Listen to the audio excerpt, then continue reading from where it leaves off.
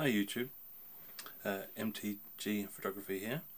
I thought I'd make a video on about some of the accessories I've bought and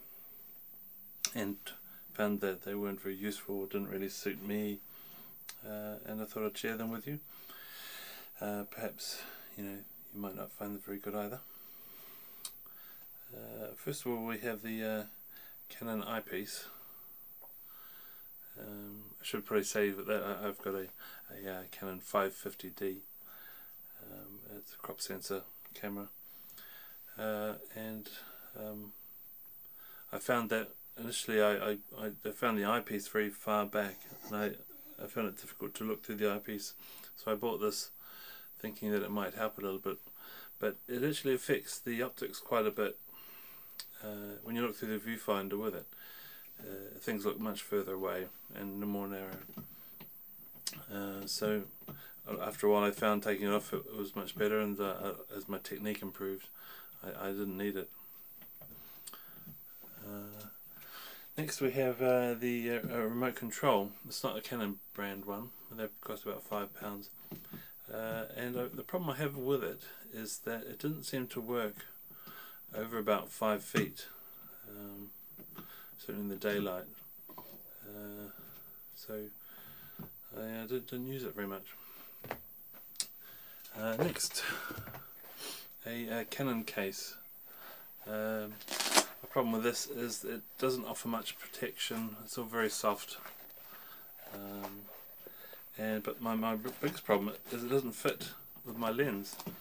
I've got my main lens I'm using is a 15-85mm lens, and it just doesn't fit. I can't shut it here, so it's no use to me at all. But it does fit with my 50mm prime, but again it doesn't offer much protection, so I don't generally use it. Then we have a off-camera shoe cord, curly as you see. I have seen people use this where they are holding the camera in one hand and the flash out here, and I'm guessing that would work well, but I found that as though I haven't been doing any portrait photography, so it hasn't been any use to me, and I've used it on a tripod, and it does tend to pull the tripod over. Luckily I haven't broken any speed lights. But I bought a longer cord, which is fine, but I'm going to buy triggers, and I think that would probably the way to go, unless you're doing portrait, which this might be useful for you.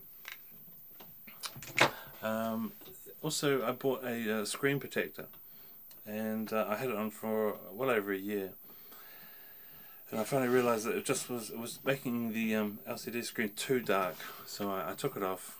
And I haven't really found a problem with it at all. I don't think you really need it, but again that's personal choice. Lastly, this one might be a bit controversial.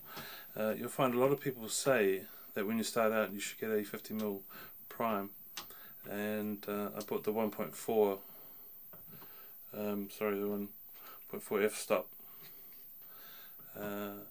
and it is a great lens for certain things. It's great for portraits, but on a crop sensor it's really difficult to use. It's no good for buildings, architecture or landscapes. Its field of view is just so small, but it is great for low light. But people say it's a good lens to learn on, but I'm not sure. I mean, it's difficult to use it, and also it's not a lot of fun if you don't have lots of if you can't take a lot of photos of different things. If you want to learn what style of things you want to photograph, it's not good for that. And since I bought my zoom, my 15mm to 85mm, I rarely use this. It doesn't have image stabilization,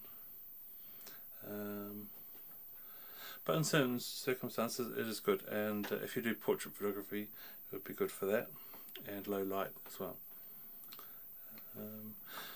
That's about it. I might make a video on some of the accessories I found useful.